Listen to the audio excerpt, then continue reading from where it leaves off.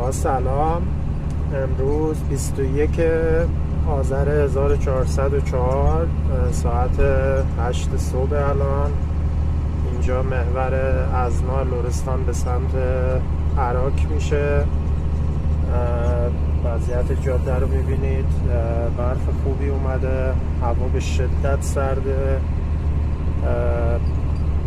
الان دما اینجا -9 درجه زیر صفره، فوق العاده سرده اینجا واقعا.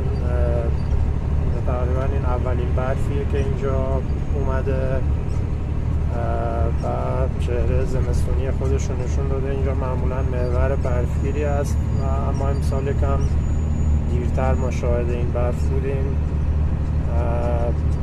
یه وضعیت رو ببینید، چیزی شبیه سیبری شده، واقعا 9 درجه زیر صفر. در نوع خودش جالبه، یعنی به حدی است که شیشه حتی از داخل تو شیشه یخ بسته.